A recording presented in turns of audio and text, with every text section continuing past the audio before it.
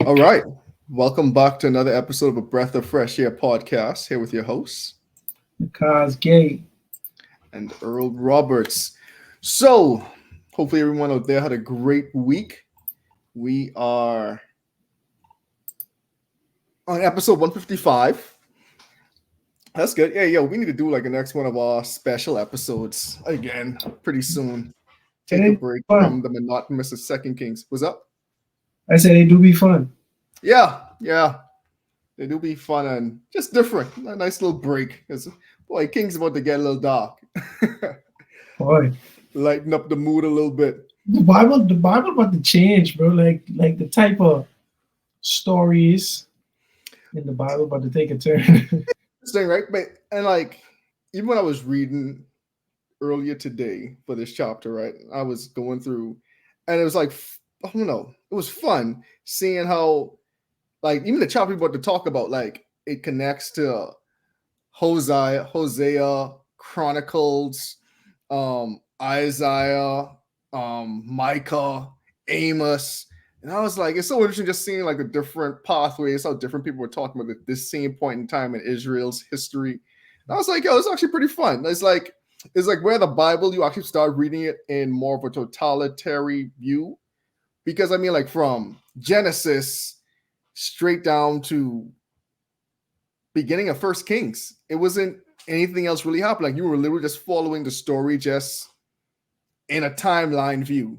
Now the Bible gets to the point where like even from like David, where you're like, oh shoot, like Psalms and Proverbs was happening with Solomon, and then now last chapter we talked about like how the whole story of Jonah technically happened. Like we done passed the whole book of Jonah technically, even though you know what I'm saying in a real life sense. Now you have all the prophets that speak into Israel in this time of apostasy. They about to go get into captivity. Spoiler alert.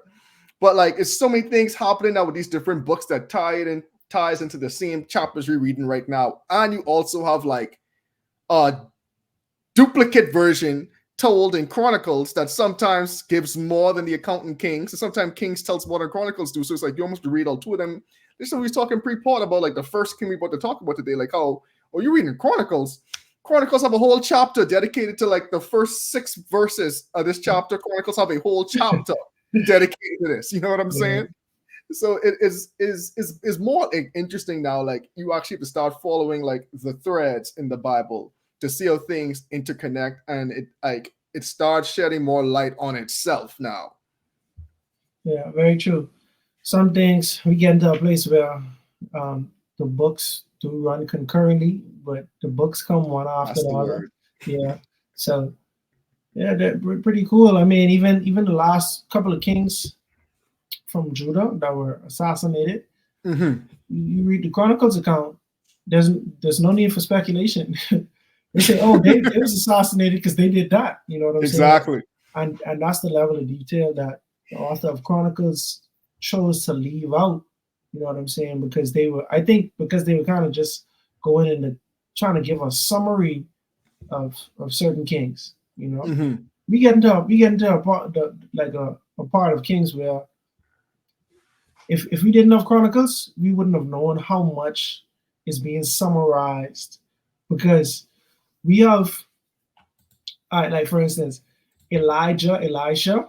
Mm-hmm. We have stories about them, right? They don't have their own books, but in some of the other prophets, they have their own books, so they're Mm-hmm. not going to be mentioned that much in the Book of Kings, right?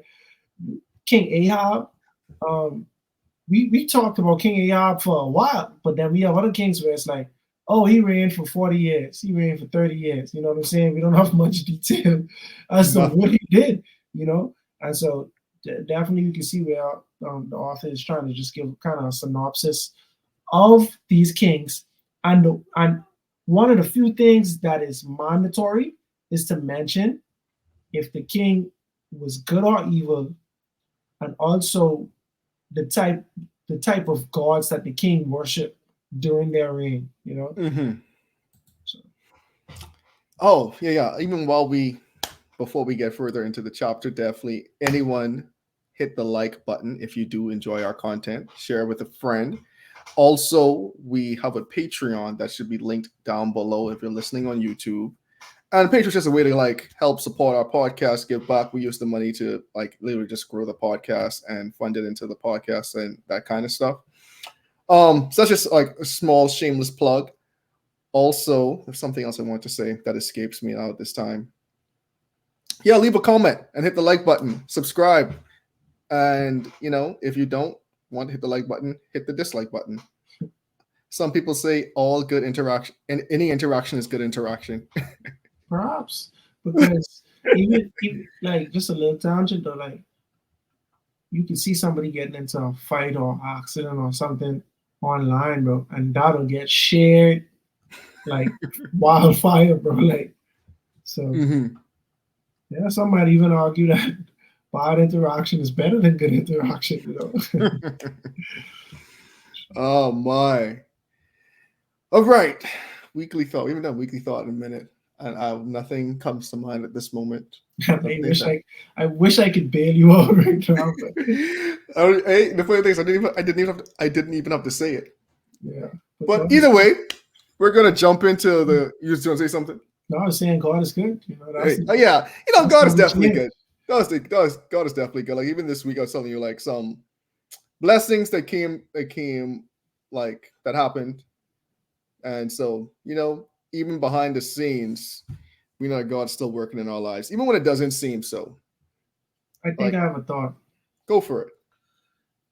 I heard a pastor, Pastor Snell, pastor of Breath of Life from Oakwood University Church and stuff. Mm-hmm.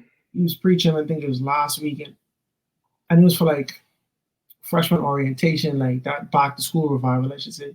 Mm-hmm. He made and I'm paraphrasing, but he's saying like it's important to know not to open certain doors in your mind. And I don't know how better to say that, but it's important to refrain from reading certain things. You know what I'm saying? From protecting yourself from certain things. That's a very true point. I don't want to like steal your thunder though. No, go for it. No, because man, it's funny. About 3 weeks ago, I was in a work conversation, and they were talking about something, a new movie that's coming out, right? And this guy literally said, he's like, guys, I wouldn't even recommend watching that. Like, you gotta be careful what you see and like what you intake. And it's funny, we have a song growing up when we was kids. Oh, be careful, little eyes, what you see. Mm-hmm. Oh, be careful, little eyes, what you hear. Oh, be careful, little mouth, what you say. Mm-hmm. And the hearing and the seeing part is so important because like these are the gateways into your mind, into your soul. You know what I'm saying? What you feed yourself is what you ingest. And there's so many other things that the devil has different seeds planted. You don't even know what you're exposing yourself to sometimes. And sometimes you do know, but you think you're strong enough to handle it. And like, to your point and to the pastor's point, like sometimes it's just saying, man, I shouldn't even read this. Like, because I know what this is going to do. Or like, if you know you're struggling with pornography, because I feel like every male struggles with that at some point in their life, right? You're like, man, I shouldn't do certain things or like go on the internet or go on this like whatever, Twitter, whatever, like because you might see certain things, you know what I'm saying? You like, and they're just going to spiral out the whole downspin again, right? So it's like is a very important point. You got to be careful what you ingest because it's a slippery slope and leading you back down a slippery path. If you are a recovering alcoholic, you shouldn't go to a bar. You shouldn't go to a club. You shouldn't go to a liquor store. You know what I'm saying? You shouldn't even walk through the liquor aisle in a grocery store. Why? It's just because it like lessens your own temptation. Mm-hmm. It lessens you walking. It prevents you from even being in a position to want to have that urge to drink. You know what I'm saying? So, so consider the alcohol analogy, right? If you are a recovering alcoholic, and that was your choice because you didn't. I mean, and you do not want to be an alcoholic anymore. I'm sure a lot of people would have thought, I wish I never started drinking. You know what I'm saying? And sometimes we get so far and so hooked or so trapped in like this labyrinth of things. Mm-hmm. And sometimes it's easier to just not open up that can of worms. You know what I'm saying? Mm-hmm. Like even like it's one thing preventing yourself from going down that slippery slope. So you on Instagram, oh, if I know it's temptation here, I should not start looking at certain things because that's gonna get my mind such a way. That's one thing. But another thing is having the wisdom to know I shouldn't get into this type of thing. Like, and I don't want to lean heavy on the drugs and substance or whatever, because there's so many other avenues that we should protect ourselves against. But imagine the person who is strung out or hooked on something, if they had never taken that, you know what I'm saying? The trajectory of their life would have been so much different. And the struggles that you take on daily would have been so much easier to fight against, you know? Like, even I think about like horror movies, right? And people have different opinions on that. I personally, I believe I'm an empath, and so like it's hard for me to even watch scary movies, like even for enjoyment, because I can't detach and remember that this is fiction. You know what I'm saying? Like, it's like, and you and your sister the same way. Like, my older sister for sure. I don't know about Naja. Things too much, bro. But keep going. My mom like that too. Naja's the only one who I ain't too sure if she like that or not. But it's hard for me, bro. Like this thing is fiction, bro. Like, I know it's fake, but I'm like, bro, to see somebody get tricked by this ghost or this monster or whatever, like I'd feel bad for them, right? But think about how many ways of thought are produced by certain dark movies and fantasy movies. Like, a lot of people believe in ghosts and extraterrestrials in the way that they do now because of scary movies and because of these things. And it's meant to scare you, it's meant to have a thrill and all that, but the impact that it has on your brain, like, you could ask the average person their perception of aliens, they're gonna give you something that you could directly trace to a television show, bro. Like, I kid you not, but like, ain't nobody gonna give you a unique thought about the outside world, you know? And it's like, we all influenced by something, you know what I'm saying? Some of our imaginations, we don't even know this was inspired by something we read or something we heard, right? But if you don't understand that some of this stuff is backed by nothing and just human imagination, you're gonna be living in a world that's so convoluted. And if we had never opened this can of worms, it would not be as hard to sift through the false and the truth, and the, you know what I'm saying? And so, yeah, just be careful the things that you expose yourself to, and always be mindful of what you're doing. I even got something else in that thought, right? It's like, be careful of conversations you partake in, because even some of the gossiping that's so easily that we find ourselves into that ain't godly, that's the next thing. Like, even sometimes me, I'm guilty of it. Like, oh, I know where this conversation going. I want this conversation go there. Yeah. You know, that kind of way. And because to me too, I'm like, you know, let's be real. Like, let's actually like bring it down to like other people. Like, a lot of people, let's say a lot of people, like some people in the audience don't even struggle with drugs and alcohol and that kind of stuff. It's like a foreign concept to them, right? But I definitely show some of these people as gossip. You know what I'm saying? Sure. You're putting yourself, and then if you go into environments where you know you shouldn't be in. Like Samson was in the Philistine camp. He didn't live there, boy. You know what I'm saying? Ain't nothing really good can happen when you in the enemy camp. And that's what we should be thinking of some of these things. You know what I'm saying? Like, don't put yourselves in predicaments where you in the enemy stronghold. You ain't no undercover agent. You know what I'm saying? Right. you know what I'm saying? I remember my boy was trying to tell me, bro, I need to keep me making music, right? I would laugh at my boy, right? But I just so like fundamentally disagreed with his point. He was saying, bro, he said, bro, keep making music, right? And keep being in the clubs and stuff like that, because we need somebody on the inside to minister. You see what I'm saying? Like, but I was telling him, bro, I ain't doing this no more because I don't want to be in these environments no more. So I'd rather just not make music, or I make Christian music. And he was like, bro, keep doing what you're doing. And you know what I'm saying? So you can be from the inside out.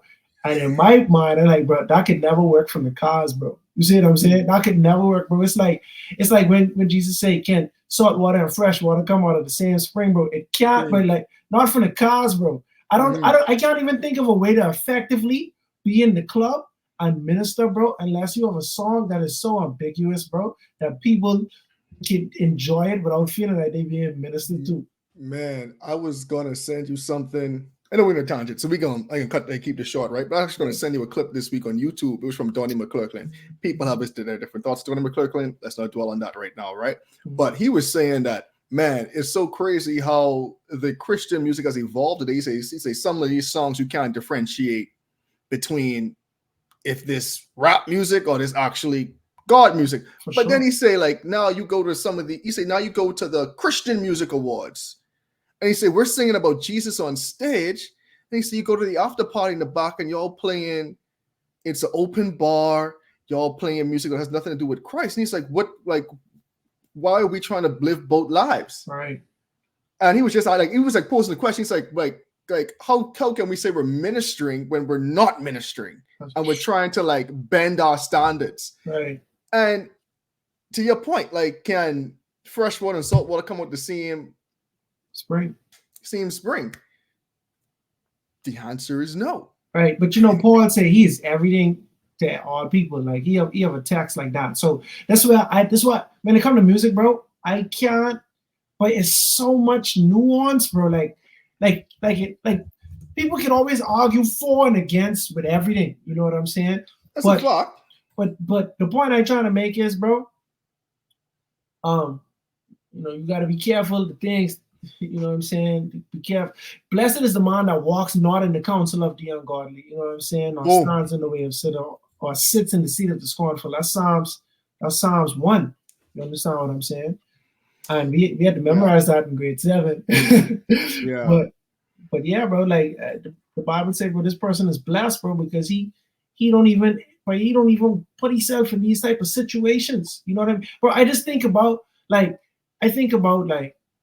let's say you really have a problem with lust, bro, and you look back on your life and you realize, growing up, every grown man around me encouraged me to objectify women.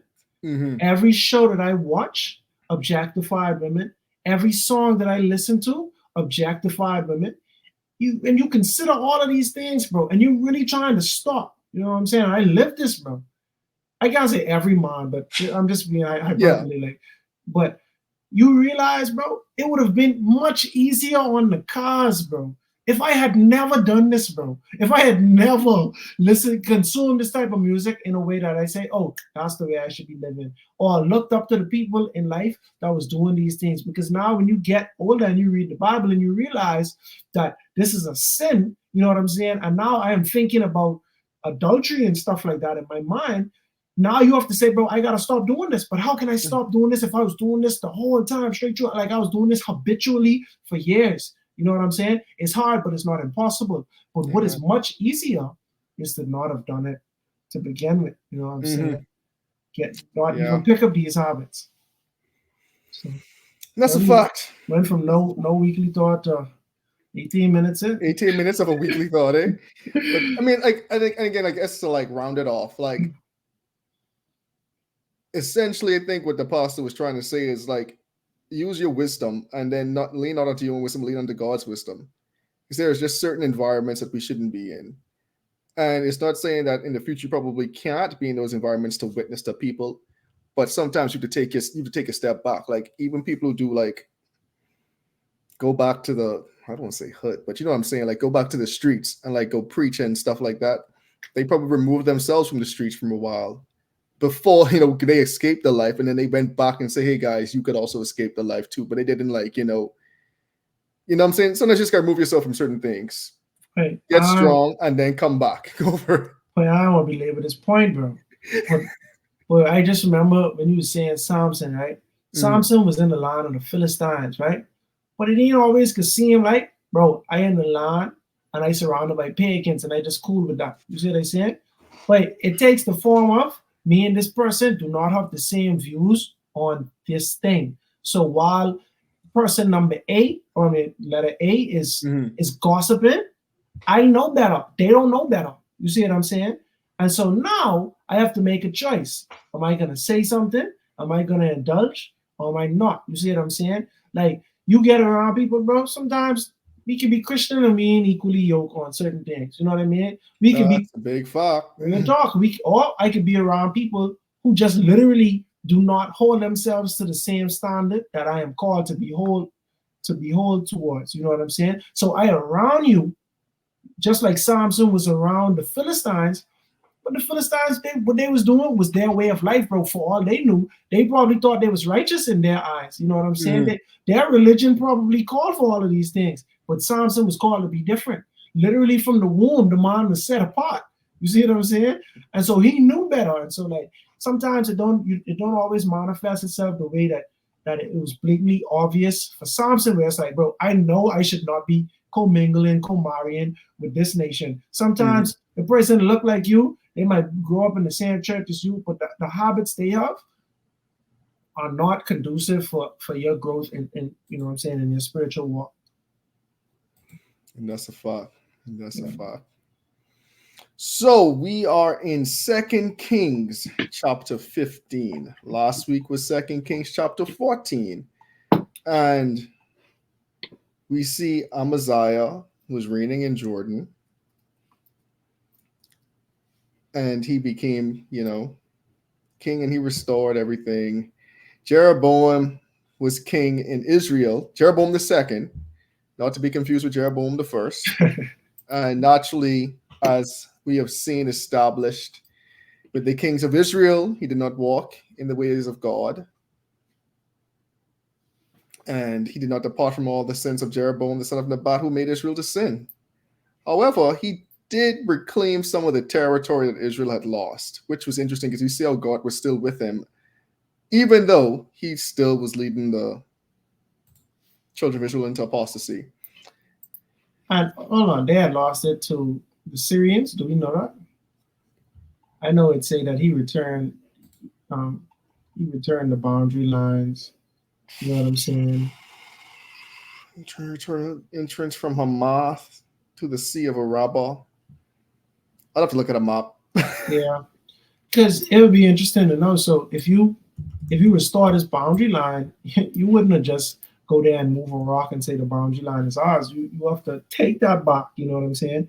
And whoever he took it from, they defeated the Israelites in years past, and so that could show you that he was victorious in battle in some type of way on negotiation. One fact: the Sea of Arabah is also known as the Salt Sea, also known as the Dead Sea. Yeah.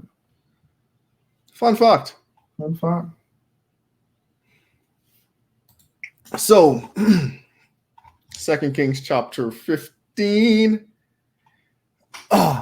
Okay, so in the 27th year of Jeroboam, the king of Israel, Azariah, the son of Amaziah, king of Judah, became king.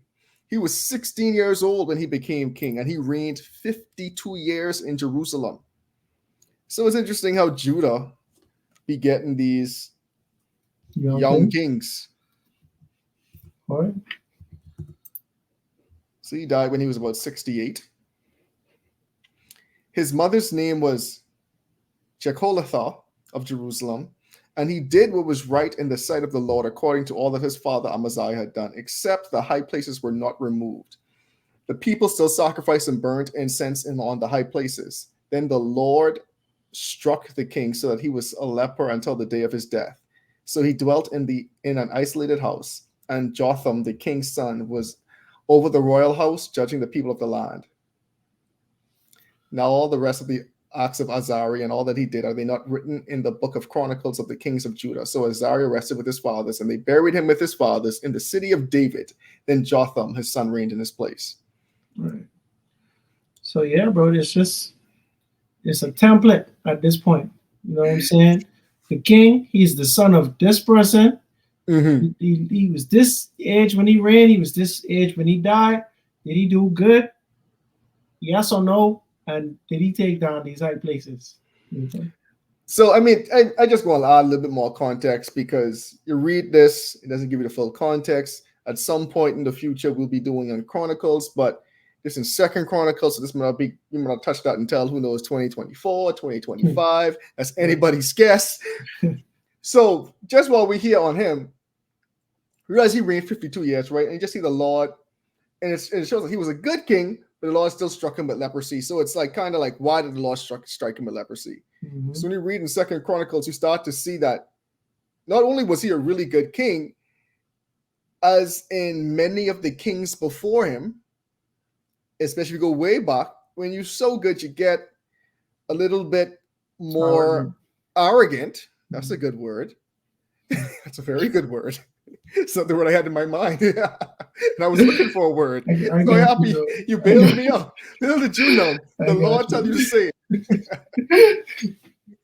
So you become arrogant and you start leaning on to your own understanding and starting to think that everything that the Lord has allowed you to do was because of your own hand. And in the Chronicles account, we see that he wanted to go in the temple and offer sacrifices. So much so that he got mad when the priest told him he couldn't go in the temple and offer sacrifices. And it was like, no, you can't. He's like, okay, watch me. And so the only person who actually could stop him was God. So God, who was afflicted, that's the reason why God made him a leper. Because now you get so boastful, so arrogant, thinking you can do anything that you want to do, and when it clearly ain't so. So that's kind of a very short version. If you want to go read it for yourselves, you can read his account in Second Chronicles, I believe 26. Yep. And fun fact, he has a whole different name in Second Chronicles. Is Uzziah or Uzziah, however you want to say it. I butcher names all the time. I think you guys can weekly hear me butcher some Hebrew name. So you can definitely read the account in Second Chronicles, but it's just super interesting. And again, with these high places, man, I know we like discussed this before, but I also wonder like if the sin of these high places were like now everything should have been getting sacrificed in the temple, and so there's no longer need for some of these altars in these high places anymore. So it's like you guys supposed to be going to the temple and the high priest supposed to be offering the sacrifices, and you guys bring in the offering, and you guys just doing it yourselves. Like, I don't know. Like, again, this is still further speculation, again, for like the 5th time on the high places. But I'm like, again, why these high places are such a hold on the children of Judah at this point, and why no king wanted to remove them? Yeah, and I just wonder, it's like, I heard somebody say, when the Bible say, but you know they did something wrong. Like, he was a good king, but you know what I'm saying? Like, except that the high places were not removed. But I just wonder if I can't remember, bro. Like, but did they mention anyone who removed the high places, like at all? No. That's what I'm saying. So it's like no one removed the high places. I don't know. Because I mean, the high places would have been like the traditional places to offer sacrifices, but still, it's like you guys have the temple, so why are you using the high places? Right. So this the thing, bro. Like, oh, that's true. The temple, yeah. Okay. Yeah, I get it. But yeah, Uzziah, he decided, bro, I ain't no high place. I got a whole temple right here. And I wonder, like, if it was even more so like, okay, since way back when, Joash, whoever, way back when, if since they didn't remove the high places initially, that every king just say, I could do as good as they did and not try to go beyond. You know, because I mean, it's like, okay, we just fall in, like, I fall in the footsteps of my father. What did my father do? Make sure we worship God. He ain't take away the high places. I guess I'll have to take away the high places. You know, that kind of way. It's like almost like, okay, I'm doing just what the person before me did, type thing. And no one went above and beyond. Yeah, but see, you have outliers like Joash, right? Where Joash's father was evil. He was a descendant of Ahab. Mm-hmm. Was it his father was the descendant or his mother? Anyway, his father wasn't a good king, right? And when he get in line, when he get in power, granted he was a very young king. You know, he was instructed on right from wrong, and so he did what's right in the sight of the Lord. But he didn't remove the altars. And that's what I can't remember. I can't remember when they started mentioning this in that book, but I think he might have been one of the first ones that they mentioned that he didn't do that. You know what I'm saying? Because they had good kings. You know what I'm saying? They had a good run of good kings in Judah, and then they kind of intermarried, and then it was like, all right, now we got to get back to basics. And it was like, yeah, he was chill, but he didn't take down the high places. You know what I'm saying? That was Joash of Judah. So you have people who get there on their own and they decide, man, I can do my own thing. I ain't gonna be like my dad. I can do what's right. You feel me? So I don't know. They could have been influenced by the other kings, or they might have seen it as something where they didn't have the courage to do it, or they might have not have seen anything wrong with it. Yeah, I don't know. I feel like it's almost like a complacency thing at this point. It's disappointing still, but it is what it is. I mean, this happened thousands of years ago at this point. Yeah. So in the 38th year of Azariah, king of Judah, Zechariah, the son of Jeroboam, reigned over Israel in Samaria 6 months. Couldn't even make it a full year. He made it 6 months. And he did evil in the sight of the Lord, as his fathers had done. He did not depart from the sins of Jeroboam, the son of Nebat, who made Israel sin. Then Shallum, the son of Jabesh, conspired against him and struck him and killed him in front of the people, and he reigned in his place. Now the rest of the acts of Zechariah, indeed, they are written in the book of Chronicles, the kings of Israel. This was the word of the Lord which spoke to Jehu, saying, your son shall sit on the throne of Israel to the 4th generation, and so it was. So said, so done. Yep. And so we see this is the 4th descendant of Jehu, or the 4th generation of Jehu, and you see he was killed by someone else in the sight of the people. So this shows in this 6 months he was so evil, or the people were so disgruntled with him, they killed him. And this person not even killed him in silence, he killed him in front of the people. So it just shows that the people was on his side. This is like an open rebellion against the king. And the prophecy of God came true, because he told Jehu, you only get in 4 generations, buddy. And so said, so done. Now Shallum, the son of Jabesh, became king in the 39th year of this is getting me when they changed the name.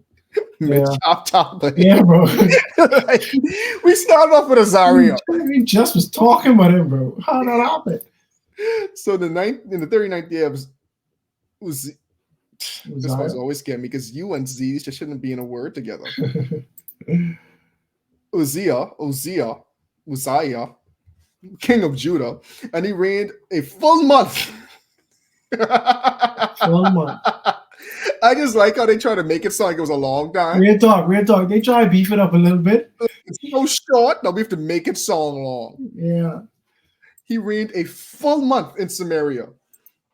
For Menahem, the son of Gadai, went up from Tirzah, came to Syria, and struck Shallum, the son of Jabesh, in Samaria, and killed him, and he reigned in his place.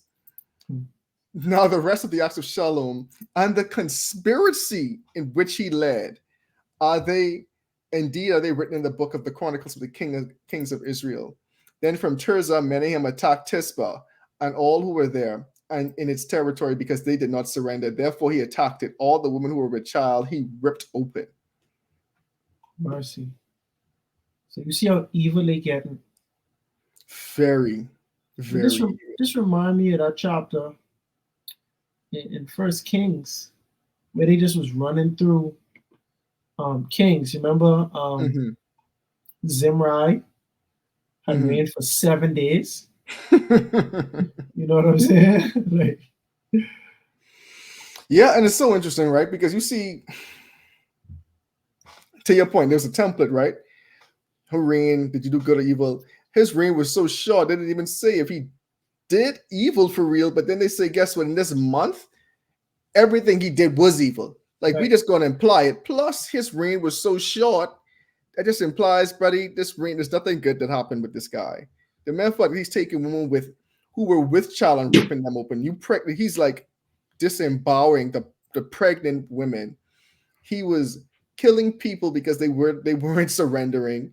Like, he was doing a lot in this 1 month. You know, like Hazael, king of Syria. Boy, but now he was doing Hazael's job for him. Go for it. Yeah. So now, 1 Kings chapter 16, right? Just a little reminder. There was a king, Elah, son of Baasha, right? He ran for 2 years. Zimri killed him. Right? Zimri was the commander of the chariots of his army, right? And Zimri ran for 7 years, and he was killed. You know what I'm saying? The people encamped around him, and it's like, bro, you killed the king, bro. Like I don't know if you thought that was can fly, you know. But that remind me of the situation. Yes or not? You know, the Lord prophesied that Jehu, his seed would be on the throne for 4 generations. That was a promise. And when the 4th generation come around, somebody usurped the throne, and that person and didn't even see Zimri. Zimri lasts 2 years after assassinating the king, but this person lasts a full month. You know, so we can see where the kings of Israel, they getting back into their old habit of theirs. I wouldn't call it a habit, but this type of thing has happened before in Israel specifically. I just really think it starts to show the increasing influence of the surrounding nations around them, because now they literally, if you look at Israel, there's no difference between Israel right now and Philistine. There's no difference between Philistine and Assyria. There's no difference between them and Egypt. Because right now y'all worshiping a bunch of gods. Y'all killing y'all kings when y'all don't like them. Like these kings ain't even getting the chance to have a baby. Y'all just killing them. You know what I'm saying? Like these are literally the practices where God wanted his people to be set apart. But now there's literally no differentiation between you guys and the other in the other people in Mesopotamia at this point. All you guys look the same. You just have different kings. Like you, Menahem, you're literally ripping people, like women with children. That is not an Israelite practice. No. That is a Syrian practice. Like that is not something that the Israelites, that's not how they conduct warfare. So it's like, where did you learn this? You didn't learn it from Israel. Why? You know what I mean? Like, yeah, why? So, and to your point, so now you're really seeing the state of Israel. And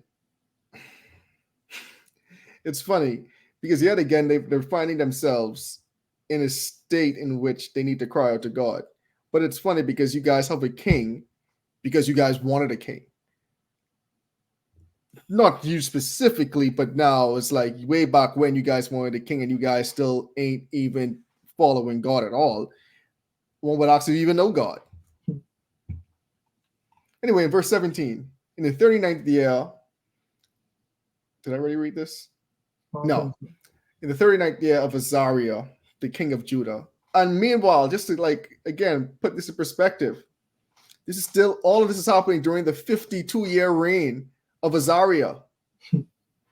So he is literally like, we done gone from like his 16th year, his 39th year. Well, now we still in his 39th year because his 38th year. And then his 39th year. It was 2 kings that died during his 38th year. You know what I'm saying? So, oh my. Now we see. Okay, Menahem, the son of Gadai, became king over Israel, and he reigned 10 years in Samaria. He did evil in the sight of the Lord. He did not depart all his days from the sins of Jeroboam, the son of Nebat, who made all Israel sin. Pardon me. Pul, king of Assyria, came against the land. And Menahem gave Pul 1,000 talents of silver, that his hand might be with him to strengthen the kingdom under his control. And Menahem exacted the money from Israel, all the very wealthy, from every man 50 shekels of silver, so to give the king of Assyria. So the king of Assyria turned back and did not stay there in the land. Now the rest of the acts of Menahem and all that he did, are they not written in the book of the Chronicles of the kings of Israel? So Menahem rested with his fathers, and Pekiah, his son, reigned in his place. So just unpack what Menahem did so far, right? At least in the king's account. The king of Syria was coming to attack them. He's coming to conquer them.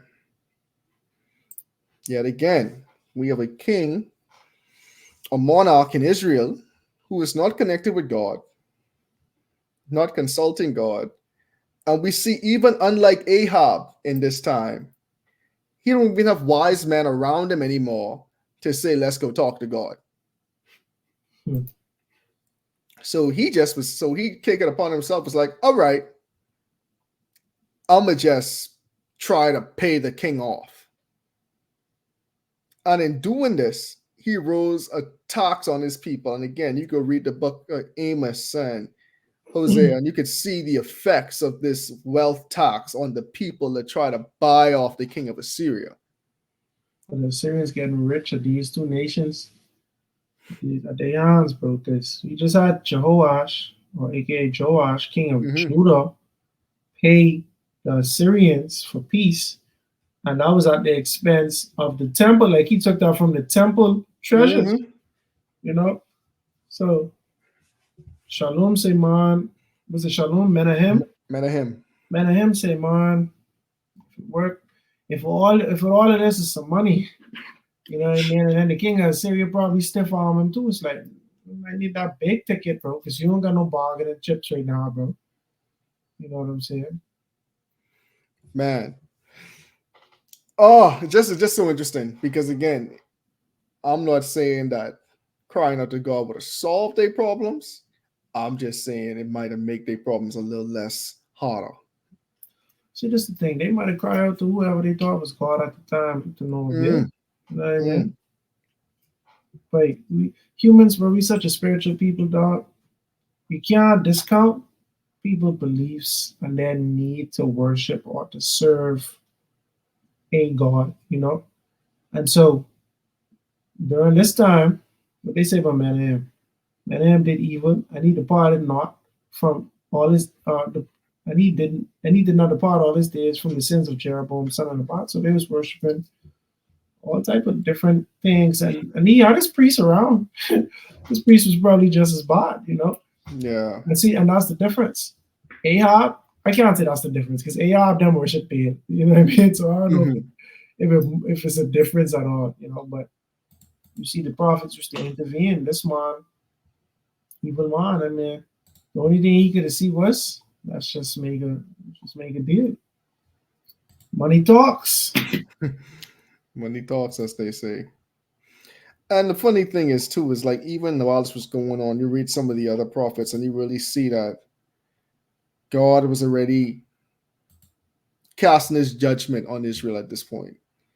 He was already saying, all right, you guys have clearly made up your mind who you want to serve, and I'm about to give you over to your desires. You guys want to serve them? You guys about to get this. You start to see how God's really starting to say, all right, Israel, y'all don't want to repent. Y'all want to keep on doing this. Y'all want to keep on following after these different gods. Y'all want to keep on doing all this manner of stuff. All right. Okay. So, in verse 23, in the 15th year of Azariah, king of Judah. 50th. Okay, that makes more sense. Oh, boy, because that confused me and all. I was like, are we going back in time? Me too. I was like, what's going on right now?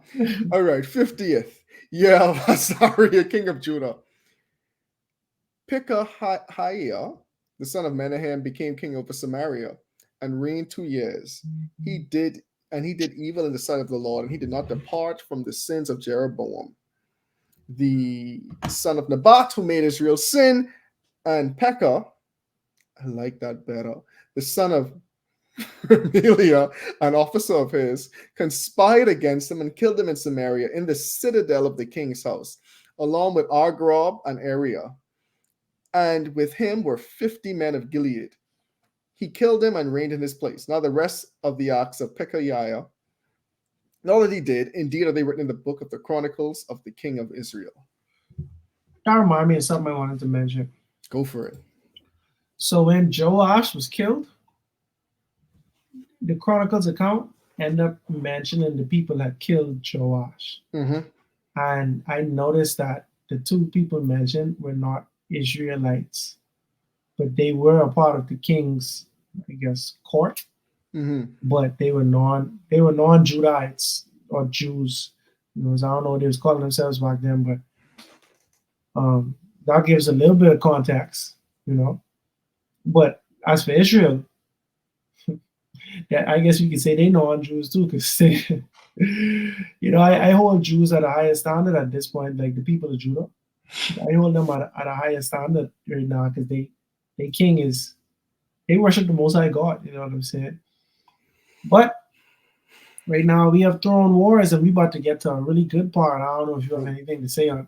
No, we have a literal Game of Thrones happening right now. Oh yeah, This is what's happening. We have let's see. person usurping the throne. It's almost like, do you want to be king? Because as soon as you become king, your life in danger. Boy, We see only like one king in this chapter so far was able to actually put his son on the throne. Everybody else died. was killed. Like got killed. You know what I'm saying? Yeah. Got killed. So now in the 52nd year of Azariah, king of Judah, Pekah, the son of Remaliah, became king over Israel and Samaria and reigned 20 years. So we see Pekah had the longest reign in Israel so far this chapter. Mm-hmm. And he did evil in the sight of the Lord, no surprise there. And he did not depart from the sins of Jeroboam, the son of Nebat, who made all Israel sin.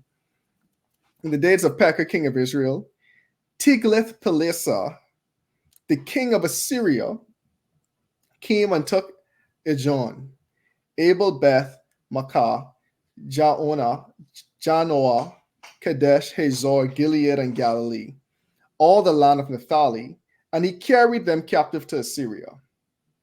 Then Hosea, the son of Elah, led a conspiracy against Pekah, the son of Remaliah, and struck him and killed him. So he reigned in his place in the 20th year of Jotham, the son of Azariah. Now the rest of Pekah. Say Azariah.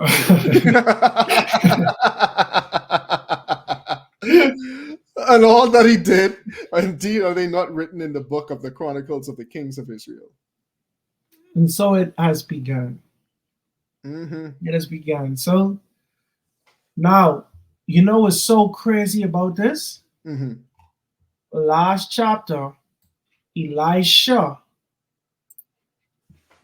had a proposal for, no, what's that last chapter? 2 chapters ago. You remember when he was talking to who that was? Jehoash, the king of Israel? And he was like, get the thing called the arrows, strike the ground, right? And he's like, strike them. You could have strike them the ground until you consume them, but instead you struck the ground 3 times, you know. So now Syria is becoming a even worse snare for the Israelites. So since Israel literally was on earth in Genesis, Jacob called Israel. Since Israel existed, its descendants had become captured, not uncapped, enslaved in Egypt. You know, that was in Genesis and Exodus. And then in the book of Judges, they became, I guess you could say, enslaved. They, forced to labor. You know what I'm saying? They had been held captive by other nations multiple times. In Judges, they say, they cried out to the Lord, and the Lord sent them a judge, and they went to battle and they became free, stuff like that. But I believe this is the first time that they have been taken captive, meaning you all lose a war and we're taking prisoners back to our country. So now it's 10 tribes in the northern kingdom. Can't name them all off top. I'm sure if you give me long enough, I might could. But Naphtali, all of Naphtali has now been captured by the Syrians. So now, as it stands in this chapter, there are only 9 tribes of Judah, of Israel left in the northern kingdom. Man, I mean, if you actually plot this on a map, some more like it's some territories for some other tribes too. They just say all the land of Naphtali because like literally the whole land of Naphtali just got conquered. But you start looking like where Galilee is, where Gilead is, where Hazor is, where Kadesh is. You start seeing like they capture a bunch of land, but in the land, all of Naphtali is gone. Catch up. Yeah. You know what I'm saying? Yeah, like that's what happening. Like, yeah. It's some from here, some from there, but make no mistake, all of Naphtali. Naphtali just get the short end of the stick. Yeah. And so again, we starting to see one of the birth of one of the 4 great kingdoms in history. the Assyrian Babylonian Empire, however you want to call it. This is like, so it's crazy, right? You look at history. Tiglath-Pileser was actually the guy who really started, like they say, made the Assyrian Empire come alive. He was the one who really started conquering, really started to kick things off of them. You know what I'm saying? And it's crazy. This is still 140 years before the most famous one in the Bible, Nebuchadnezzar.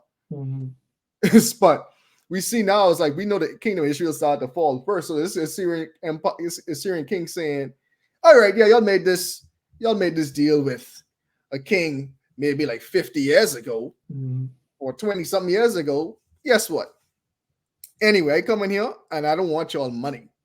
I want y'all land. I essentially making y'all a vassal state. Y'all gonna be subservient to me. You know what I'm saying? And we see something that we see later on that Nebuchadnezzar even continued. But what we could doing? We taking y'all best and y'all smartest back to our capital. Yep. We ain't leaving y'all here. No. We treating y'all. We need y'all to help make our empire better. And we see that's what happened here. They took the best and the brightest and they carried them captive. Bro, 14 years prior to Pekah, bro, was Menahem when they had a treaty involved.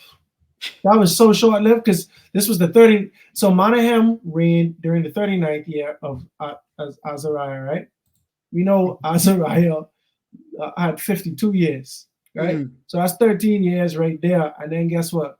Pekah and Azariah, their reign like ended during the same time. You see what I'm saying? And it was like just like the year after that, basically. But yeah, this guy, I don't know. It's like 13 years. 13 years ago, they had a treaty with another king, but short-lived. He was like, man, I mean, we can make all the money. Yeah, I mean, cool, but these people, they can't do nothing, bro. Like, we can have our way with this land, and they can't do anything. They've been paying us for years now, you know? Exactly. It's crazy to know they could have been, bro.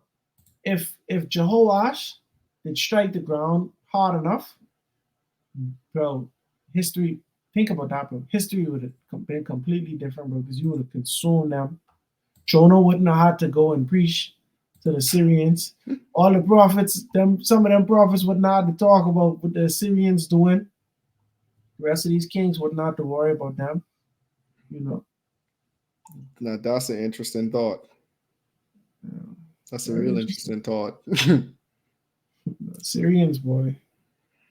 Yeah, start to turn into the beast with a lion's body and eagle wings. So now, for context, right?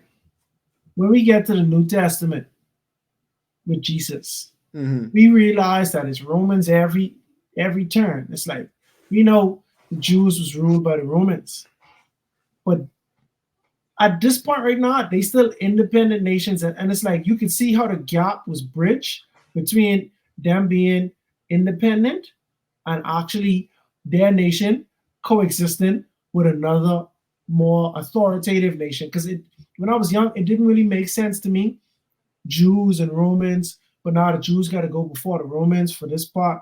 It wouldn't make sense to me because that wasn't my reality. It's not a lot of countries that it's not a lot of countries that not even happening with right now. You know what I'm saying? But we can see how they get to the point where they was during Jesus' time, and it was like you could kind of like feel that it was like normal at this point. Of course, the Pharisees, they had tension with the Romans, and a lot of people a lot of Jews didn't like when you work for the Romans, like being a tax collector. There was like a stigma behind that, but the Romans was like the fifth nation at this point, maybe like fifth or sixth, fourth. The Romans, the Greeks, the Medes, the Babylonians, and the Assyrians. It's like Neo-Babylonians. Like, yeah, Syrians and Babylonians, they like the same. Yeah, then Medes and Persians. Yeah, then the Medes and Persians, then the Greeks, then the Romans. But it's so crazy, right? We're saying this, and it's like centuries. Like you see, if you see how long Rome was running things. Like it was centuries. No, Rome carry on, Bob, bro, because they got different periods. It's like, Rome. oh, we got the Pax Romana, where there was no wars happening. We just was like peaceful. Yeah, Rome them they carry on, Bob. They did it the biggest. Yeah, they do it big, and then they rebrand.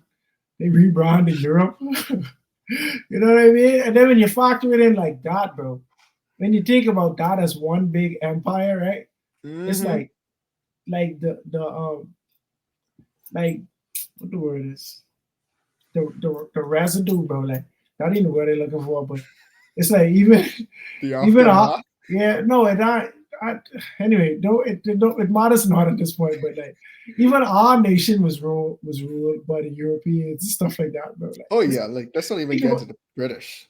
That's what I'm saying, bro. Like let's think about where it started, bro. Like that's where they get it from. That's why most countries, especially in the Western world, speak a European language. Yep. That's what I'm saying. And I rounded all them up to the Roman nation, bro. Like I rounded all that up. That's where it come from. We all speak. Think about it, but we all speak Latin languages. For sure. Where Latin come from? Damn. But it's so funny, bro. Like we on a tangent. No, yeah, we had a bad tangent. All right, let's get back to it. We had a big tangent. We had Assyrians capture a bunch of land, including the entire tribe of Nakhaz. My AI freaking out. Continue. Yeah, no, that's it. So we seeing like the fall of the kingdom, because now we seeing essentially you can start thinking of Israel as a vassal state. They ain't fully conquered yet. They still have a king of sorts, but they losing a lot of their autonomy. And now, because really and truly at this point, we only gonna have about it's crazy. We only gonna have about like one more actual Israelite king, whereas we still have about 10 Judean kings to go through. Just to really put in picture like the gap in between when Israel fell and Judah. I mean, I know I getting ahead of myself a little bit, but just to give people perspective. Like we essentially have one more Israelite king to go, and we have about 10 more Judean kings to go. Yeah. So this really just showing how the state of Israel at this point, they really, again, I hinted towards it. We read some of these other prophets, you really start to see God was like, all right, God's really prophesying to them. The Syrians coming, guys. Mm-hmm. They coming for y'all.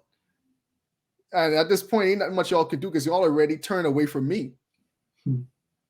So anyway, let's end this chapter. In verse 32, in the second year of Pekah, the son of Remaliah, king of Israel, Jotham, the son of Azariah, became king of Judah. And he began to reign. He was 25 years old when he became king, and he reigned 16 years in Jerusalem. His mother's name was Jerusha, the daughter of Zadok. Every time I see the word Zadok, I just think of Zadok the priest. And he did what was right in the sight of the Lord. He did all according to that his father Azariah had done. However, the high places were not removed. The people still sacrificed and burned incense on the high places. He built the upper gate of the house of the Lord. Now the rest of the acts of Jotham and all that he did, are they not written in the book of the Chronicles of the kings of Judah? In those days, the Lord began to send Rezin, king of Syria, and Pekah, the son of Remaliah, against Judah. So Jotham rested with his fathers and was buried in the city of David, his father. Then Ahaz, his son, reigned in his place. So Jotham had to fight the Israelites and the Syrians. Mm-hmm. So that's just going to show that they had completely detached from each other at this point. You know, they ain't looking at each other as like kin. You know. But it's always interesting when the Bible just makes a point to say like the Lord sent them to attack Judah? Oh yeah. Wait.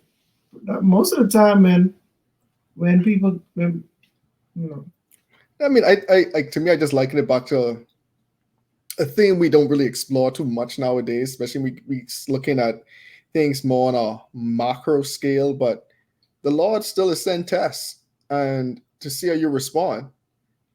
So again, like, yeah, y'all about to be attacked, but how are you guys going to respond? Are you guys going to like cry out to me for help and trust in me to deliver you? Because I will deliver you guys. And to me, it's also interesting too, seeing how in the very same chapter we see how Assyria went and attacked Israel, and Israel sure did fall. You know what I'm saying? yeah, I think of it as, bro. It's like these the kings of Judah did was right in the eyes of the Lord, Mm-hmm. but that's a general summary of them. So it's like if I had to summarize this guy who ran, yeah, he do what's right. You know what I'm saying? But does that mean that there were times when he didn't fall off, or he didn't make really bad decision, or he didn't like anger the Lord to the point where he brought these things upon the land? You know what I'm saying? Rightfully so. Like that, I kind of look at it as that, like when we see these kings, they righteous, but they okay. So like we start off talking about how Amaziah, no, um, Azariah Mm-hmm. was struck with leprosy. Mm-hmm. Um, no, Azariah, yeah. Okay, I was confusing myself. I mean, if you want to call him his other name, that's Yeah, free and dandy. right. But it's like leprosy to me is kind of similar to the battles that they fighting right now, because we have the king and he did what's right, but leprosy still, right? We have a king, he did what's right, but he fighting against these two things. Now, we could attribute him getting leprosy as coming from God as well as the. Well, I mean, but the thing is, like, to me, that's a little different because we know why he got his leprosy. But that's what I'm saying, He got his because leprosy from his own arrogance. right, and that's what I'm saying. So Jotham is the Lord is now sending battles his way, right? But it's like, for all we know, it could be the same situation as why Azariah got leprosy. You know what I'm saying? We have Solomon, right? Mm-hmm. Oh, some of these kings, man, it's hard to make a point, because you can see it both ways, bro. Because like when David was doing things right, there wasn't no wars and stuff like that happening. You know what I'm saying? When David fall, nah, this person is this son trying to battle him and stuff like that. Now Solomon, he had a peaceful run, even though he wasn't making sense. He still had a peaceful run, so that's what make it hard for me to kind of like speculate on. But I think like in situations like that, like of course, yeah, God testing you, but sometimes like these battles and stuff like that is like a direct punishment for the way you conducted yourself, you know, with the gifts you was given or the decisions that you was trusted with, you know. Yeah, I could definitely be looking that way. And times like this is when you start to say, yeah, God knows best. Oh yeah. Because I mean, when you start to compare, it's like you look at Ahab, who was arguably, some would say, right under Jeroboam, but he reigned like 42 years. Yeah. You know what I'm saying? Like Ahab had a long reign compared to some of these other people who like, bro, you last a full month and that's all you get. See, it's funny because, yeah, like even Jeroboam the first, his reign wasn't short, bro. But he wreaked so much havoc, like perpetually. We still talking about this man to this day, Jeroboam, and we still talking about David, you know. And so it's like, were they on the same level in terms of their deeds, bro? Just one was beneficent and one was benevolent. Oh man, benevolent and malevolent. Anyway, one was malicious and one was malicious. Don't mind me joking. One was good and one was evil, right?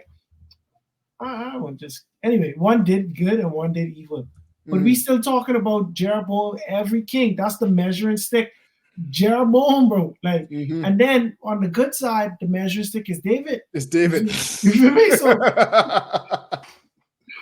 So it's like Jeroboam, he had such an impact, bro. Like, and I don't know how God measures these things, but I would think that the one that caused people to continually stumble has the greatest sin than the one that was just evil during his time, no matter how long or short, and that's it. You know. Mhm. But his reign wasn't short. His reign was not short. Jeroboam's was it? So Yeah, no, his reign was like 20 something years. right. But then you have people who reign was a week, or reign was a month. You feel me? I wouldn't even count that week, like. Because he wasn't even king for real, bro. Like He was a placeholder, bro. for real, adjunct professor.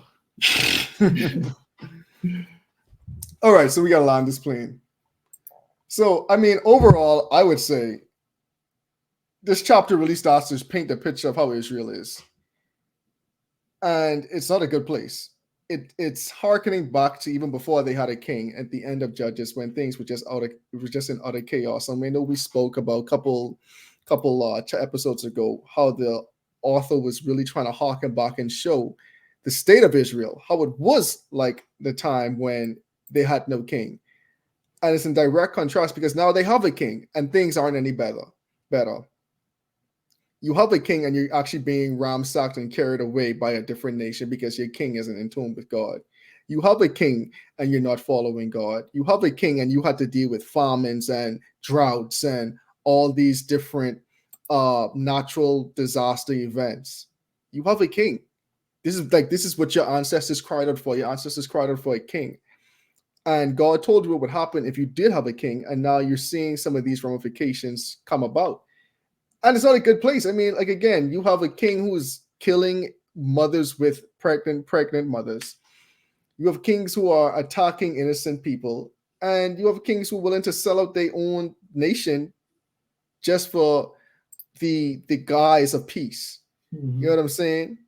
And it's just a sad state because we know this is not what God intended for his nation to be. This is not what God intended for his people. But it just also shows the power of free will. God doesn't force us to follow him. You have the choice. And the choices you choose, you have to be able to live with those actions. You have to be able to live with the results of the choices that you make. And we see this what the children of Israel is falling themselves into. You guys chose to follow after the gods of the nations surrounding you.